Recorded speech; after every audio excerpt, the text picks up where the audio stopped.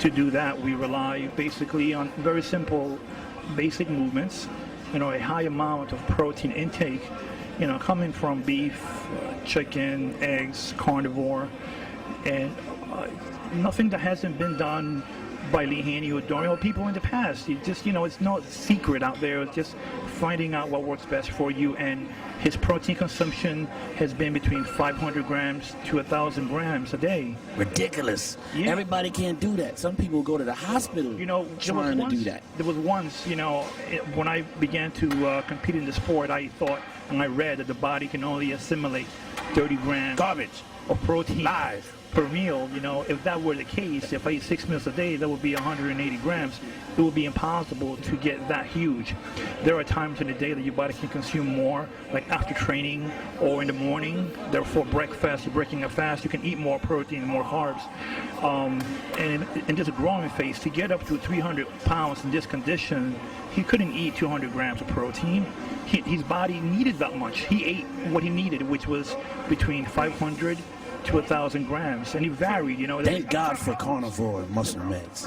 It varies. Sometimes his metabolism would allow him to eat 4 or 5 meals. Sometimes it would be 8, so 7 meals. As long as he listened to his body and give me feedback, that was the most important thing, to make adjustments. But from the Arnold to now, it's just basic movements, power squat, power deadlift, benches, inclines, flies, curls, shoulder presses, laterals, and a high consumption of protein. 5'8", 315 pounds. Crazy. We trying to bring gorilla muscle to the Olympics. Just gorilla muscle. His energy level is still a little bit high because I haven't cut back the carbs yet. But in a week or two, he'd be like Zombieville. Yo, where do I live, Oscar? What's my address? Typical training split is usually how it feels.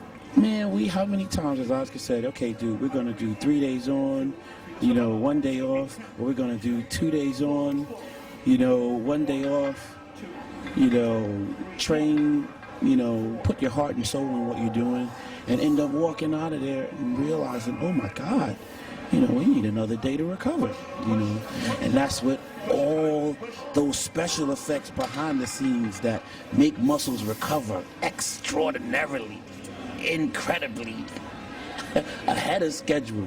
Thank God for muscle meds. Thank God for my carnivore. So we end up taking another day off, or 2 days. It's actually a variation of both. It's variation of high intensity and variation of volume. It's not too volume with low intensity, and it's not too much intensity with low volume. It's more like 10 to 20 sets per body part, depending on the body part. And just, the last few sets go very, very intense. So we're not a big believer of high volume or extremely high intensity with 1 set or 2 sets to failure. Not gonna happen. I'm not giving all my secrets away. So that's why when you ask for a training split, there's nothing written on stone, we don't work with the 7-day calendar because your muscle doesn't know when it's Sunday or Monday or Tuesday. We train usually 2 or 3 days, take either the 3rd or 4th day off. Dude, I think I'm gonna cut your carbs back tomorrow, dude. You got way too much damn energy, man. And we just finished training today too. So the training split you're asking me, it's chest and abs, traps and arms, wide traps and arms, need more focus on traps. And we found that's the way that works best for him. 3rd day is off. Then we do shoulders, and then back, then take a day off, and they do legs, and take a day off, and we continue that way. Yeah, the column in MD is called the Bodybuilding Alchemist. It's all about, the mindset and what it takes to achieve your goal and your dream, and the steps and the principles that I believe, are the quickest way to get to the top in any endeavor, specifically in the sport of bodybuilding. I was fortunate enough to work with Evan for a short period of time, and in that short period of time, he understood, mentally his preparation this time around was a lot better than it ever was. He was at a good place, and most of all, he believed in everything that we were trying to accomplish. And the psychological part is the biggest part, because everybody has access to the gyms. Everybody has access to the right food, the right supplements. So then really if everybody has access to everything, has very similar genetics, what is the underlying factor that determines between why someone is able to excel and why someone is not? It's the mind factor. So I go into the mind and how important it is to mentally prepare, for success and victory, and how important, how key the mind is. And if your mind is right, then it's over, it's done. Well, mentally, to make sure in his mind that, victory and success is something that is real, it's something that is believable, and something that is achievable, something that he can mentally see. Before you are able to go anywhere, you got to be able to see it in your mind. And if you can see it clearly, and you can picture it, and you can smell it, and you can taste it, it makes it that much more easier for you to train, to diet.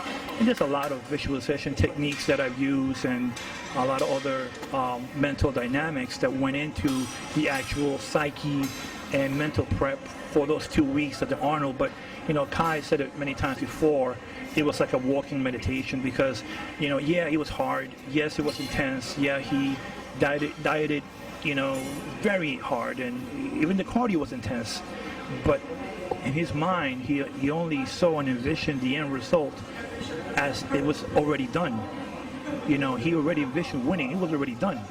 But it didn't matter what other people believed and what other critics say was a top 5. In our mind, I knew, and he knew what our reality would be.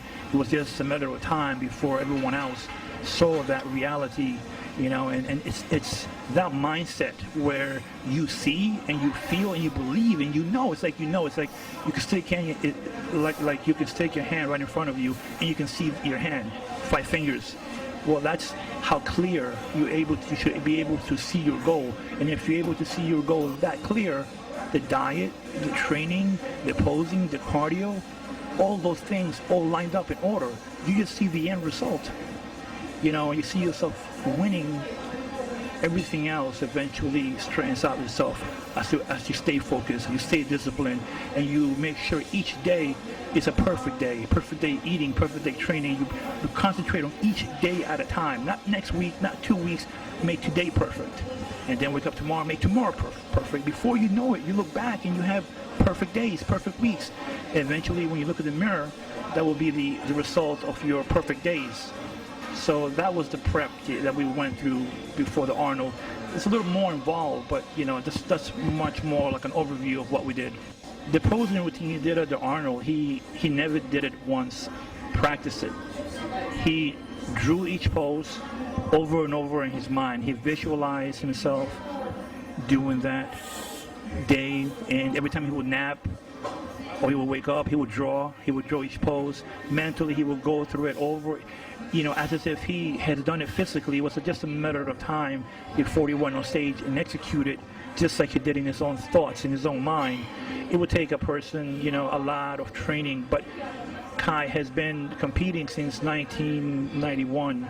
He's done more shows, I believe, than the Olympia competitors coming up, and I think he's very much prepared for the task that's in front of us. I believe, he qualified in 2007 after the Colorado win. He qualified last year after the New York Pro win, and it was now, that we both feel he's 100% ready to be among the best and to be the best in the world. Right. Well, everybody getting ready for an event, has to have a goal in their minds. Maybe they feel going to the Nationals the first time, their goal is a top 5. Or doing the Olympia for the first time, their goal is, top 5. For the next 8 weeks, I'll be putting Kai through the hardest training, the hardest diet, the hardest mental prep he's ever endured. So to that, I feel that he'll be prepared both mentally and physically to be the best man on that stage. And when we prepare for anything, we prepare for victory. You know, Kai has the most amazing discipline. He's like a pit bull, you know, his mind. When he locks into a goal, he won't let go. You got to kill him. You got to kill him to take him out. Otherwise,